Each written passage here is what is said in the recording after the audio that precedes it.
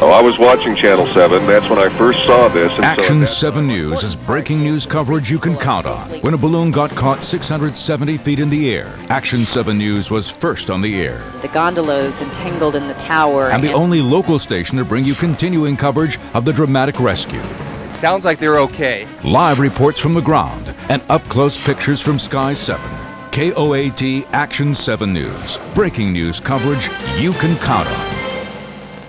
You're watching KOAT 7, New Mexico's #1 choice for news and entertainment, featuring Action 7 News.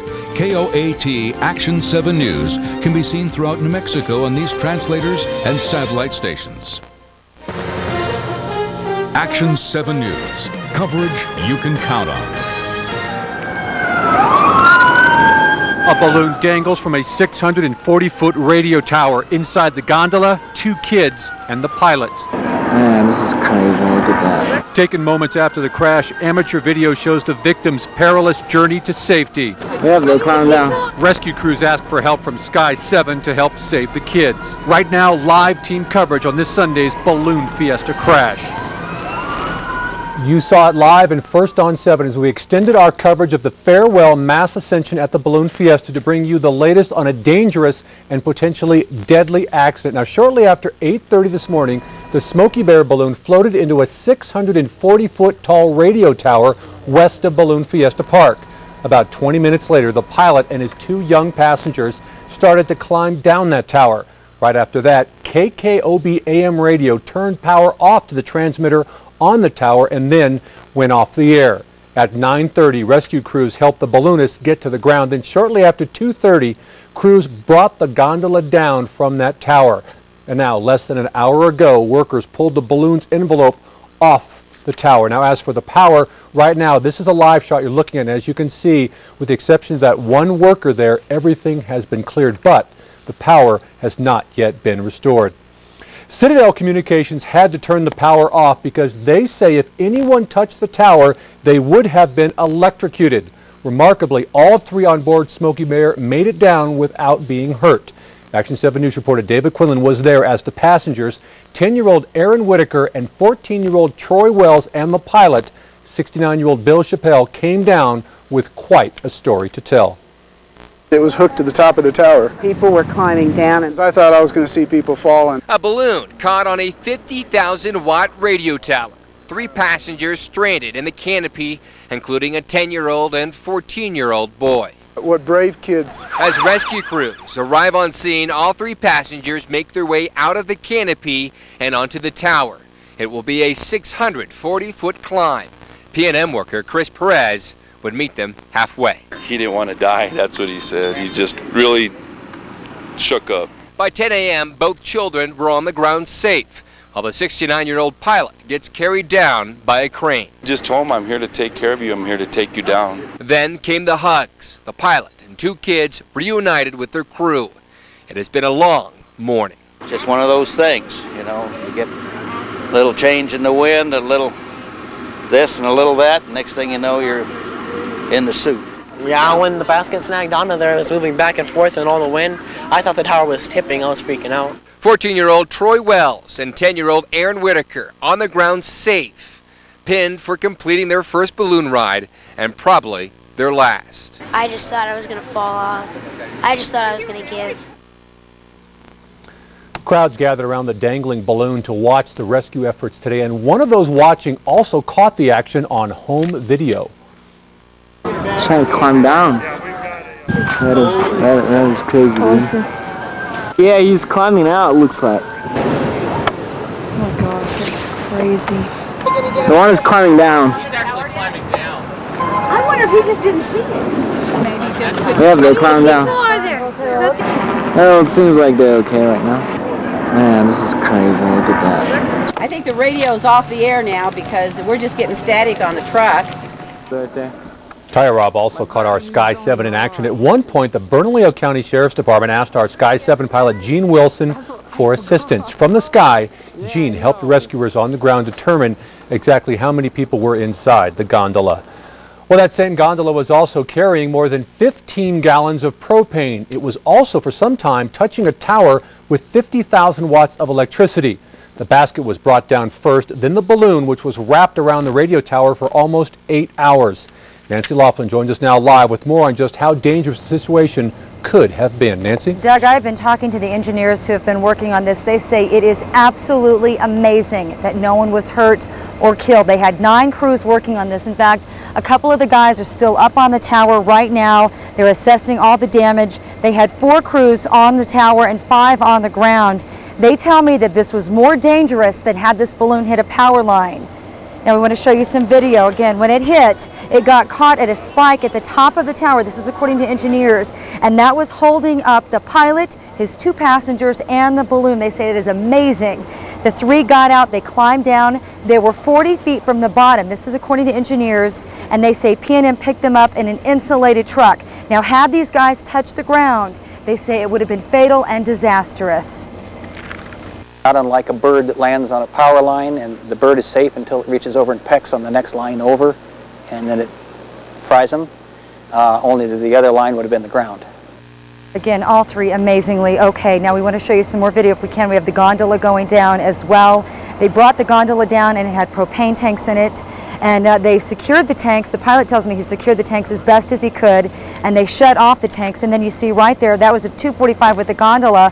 Around 4 o'clock, between 4 and 4:30, they wrapped this up like a cigar and brought it down. They say when it was on the tower, it was acting like a sailboat and causing the tower to bow. But again, they secured it and they brought it down. The pilot at the scene, the balloon pilot at the scene, and watching all this. Now they're telling me, the engineers are telling me, that it's going to take about $10,000 at least, cost $10,000 for repairs. That's if the tower is not damaged. That does not include the airtime that 770 KKOB lost today.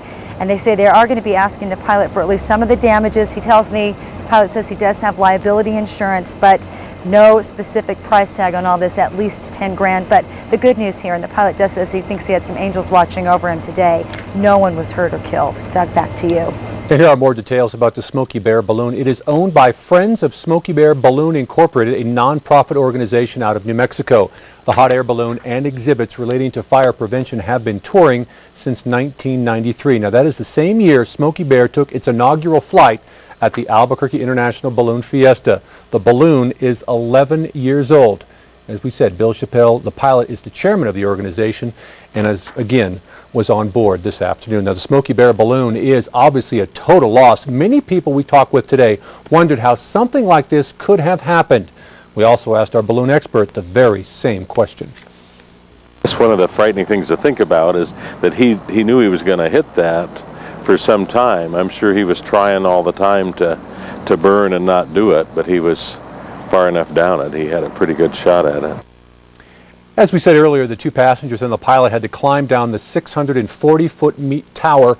To give you a comparison of how tall that is, the tallest building in Albuquerque is the Bank of America building in the downtown area. That building is only 107 meters. For those that don't know the conversion, it's 350 feet tall. So the tower the balloon crashed into is just about twice that size. Now, a crash that, as our Larry Behrens found out, had Citadel Communications moving quickly. 50,000 watts is a lot of power.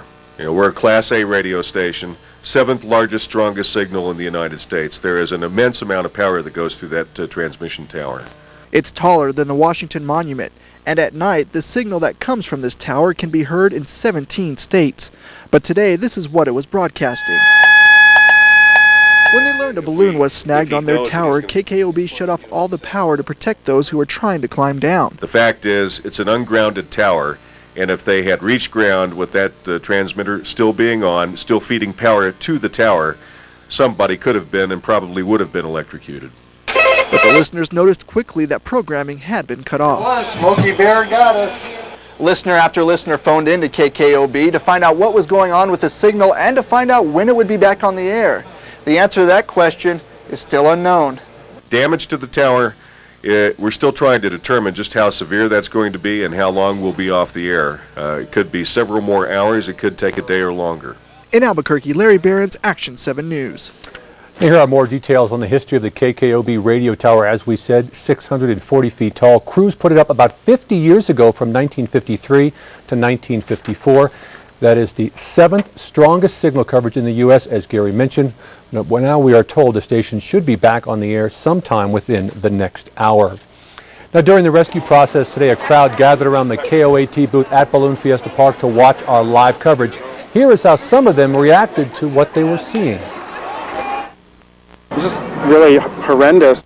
I'm just hoping that the moms will just be thankful that nothing happened to their children. The balloon just stopped in midair. We're just hoping, we're praying for the people that are there, that are going to make it there back on land safe.